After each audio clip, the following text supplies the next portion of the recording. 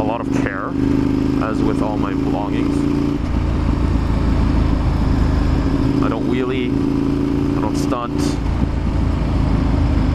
I go fast, but I don't do crazy shit. I do my own oil changes, most of my own maintenance with the exception of the valve checks. What it's like to ride a Ducati 840 Evo. It's a lot of fun. The bike is very torquey, so you have a lot of low-end power.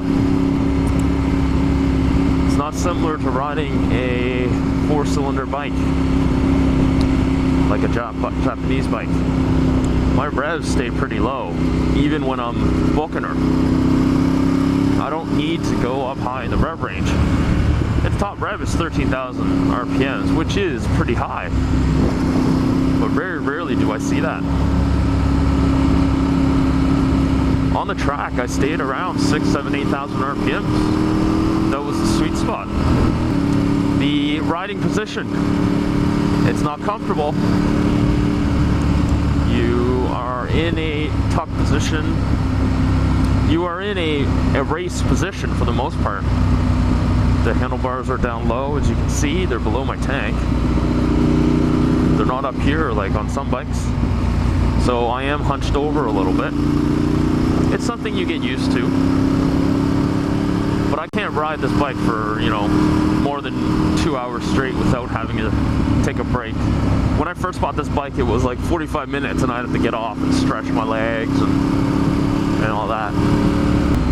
Another thing in regards to maintenance, the single-sided swing arm serves two purposes. One, it's beautiful to see that wheel. And two, removing the rear wheel for brake service or to change your tires is like a dream. You take off a pin, you take off one nut, and then you slide the rear wheel off. Boom, easy. You don't even have to play with your chain. It's great. Another great thing about owning a Ducati is that, well, at least in my area where I live, is the local support. So we have our East Coast Ducati Club. I'll put a link right somewhere there. And the local guys are great. There's a lot of support, as you've seen in some of my previous videos. And very friendly group. So don't ever feel like you're alone when you have any issues.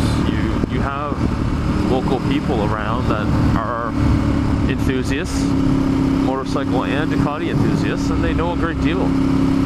So it's been a great resource, and I'm proud to be a member of that club. The fuel mileage on this bike, I get approximately 200 kilometers to the fuel light, and then from there I normally go and find a gas station and fill up. I haven't really run it completely dry, so I don't know exactly what the reserve amount is, but I'll look it up and I'll put it up on the screen for you.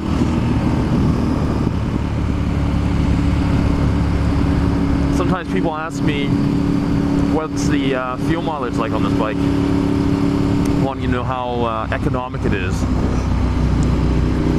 You don't buy this bike for fuel mileage, let me tell you. You buy this bike to have fun. Obviously it's better than a car, but some of my buddies get much better fuel mileage than I do. It's not horrible, it's nothing insane. So I guess in conclusion, I mean, I'm a little biased because I've had this bike for several years now, and I love it. Otherwise, I wouldn't keep it.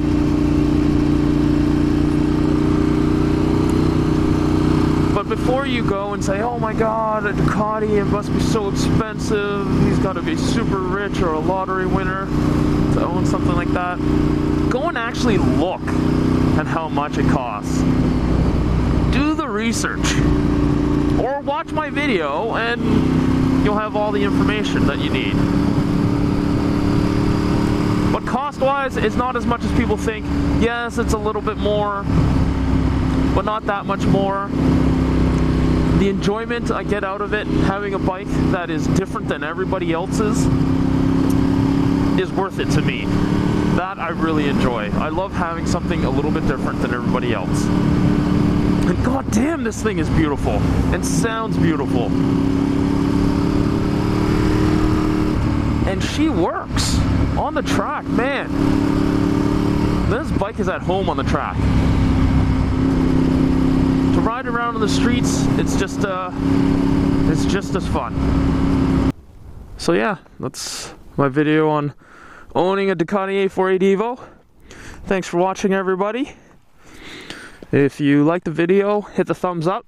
Subscribe if you'd like to see more of me on that machine. And remember guys, ride safe and keep the rubber side down. Peace out.